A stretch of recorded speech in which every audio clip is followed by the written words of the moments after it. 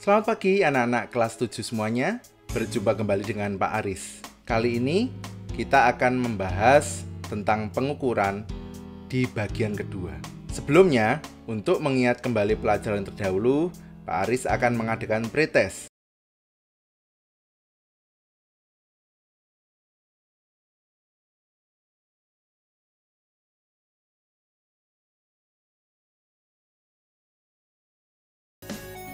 Besaran. Karena besaran selain dibandingkan juga harus menghasilkan nilai. Panjang meja 3 meter. Angka 3 pada pernyataan ini merupakan nilai. Suhu AD 36 derajat Celcius. Fungsi derajat Celcius pada pernyataan ini adalah sebagai satuan. Mengingatkan kembali, satuan adalah pedoman yang dijadikan pembanding.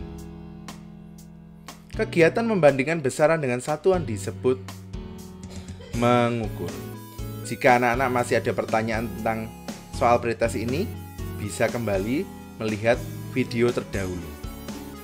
Mari kita mulai pembelajaran pengukuran bagian kedua. Sebagai pendahuluan, Pak Aris memiliki tanah seperti gambar.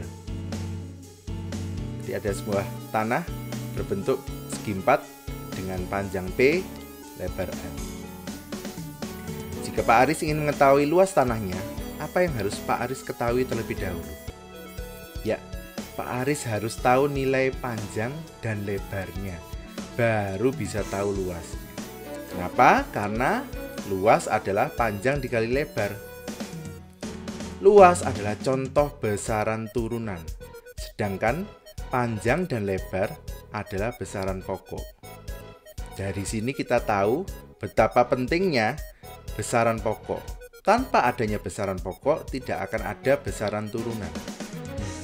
Maka, apakah besaran turunan? Apa fungsi besaran pokok bagi besaran turunan? Apakah besaran pokok? Silakan coba dijawab dulu di kolom komentar Google Classroom.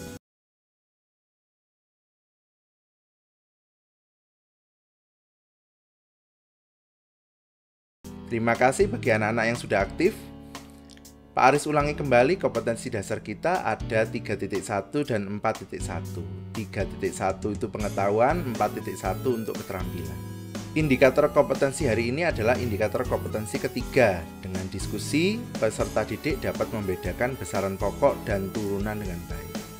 Mari kita lanjut ke inti pembelajaran. Pertama, buka modul kalian halaman 5.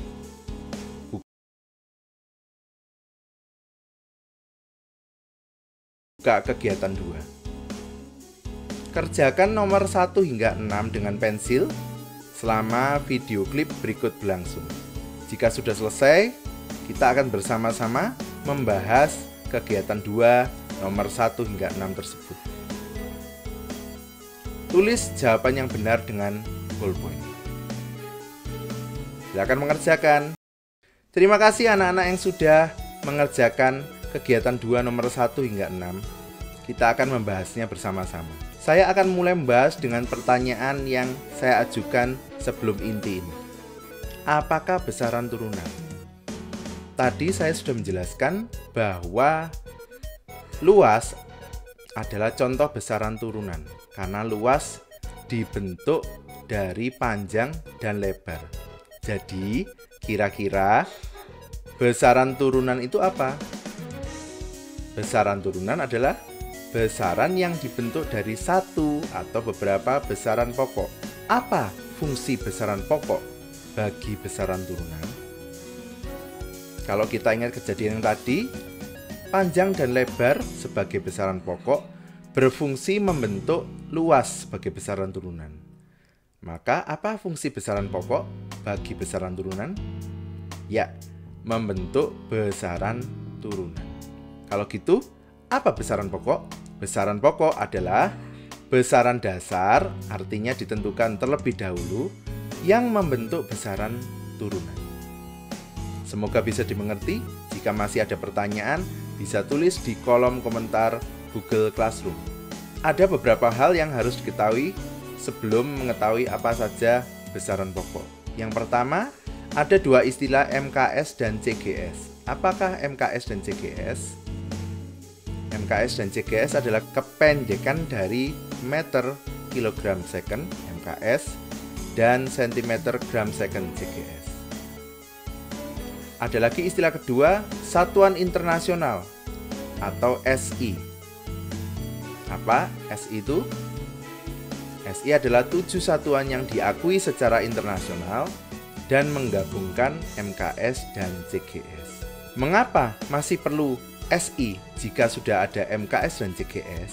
MKS dan CGS ini lebih mewadai besaran panjang, massa, dan waktu. Sedangkan SI bisa mewadai lebih dari panjang, massa, waktu. Besaran apa saja yang diwadai oleh SI? Kita akan cari tahu berikutnya. Berikut ini adalah 7 besaran pokok. Yang pertama panjang.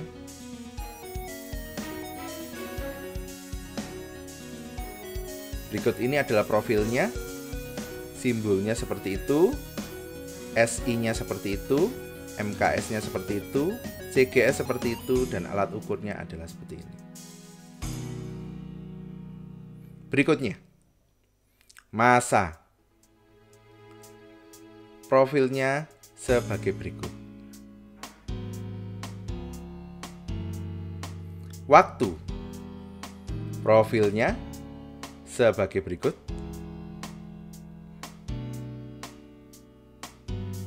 Suhu. Profilnya sebagai berikut. Kuat arus listrik. Profilnya sebagai berikut. Intensitas cahaya, profilnya sebagai berikut. Dan akhirnya jumlah zat, profilnya sebagai berikut.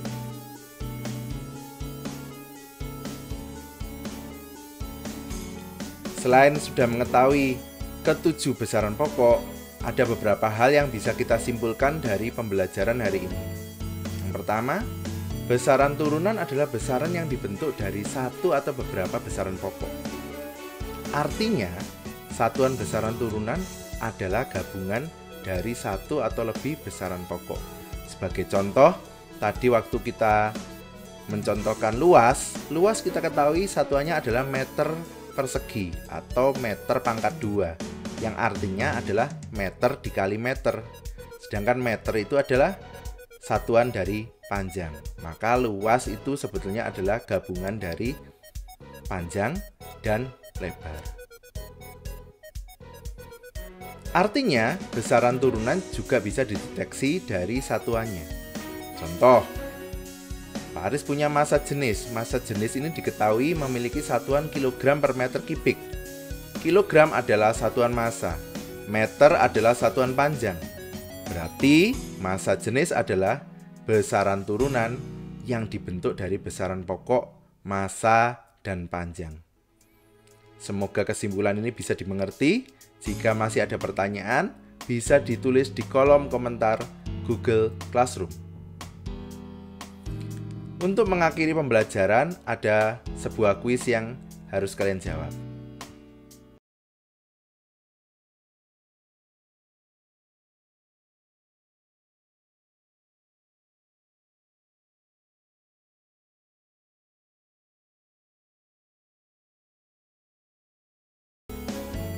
Sekian pembelajaran hari ini. Tetap sehat, tetap semangat. Tuhan memberkati. Terima kasih.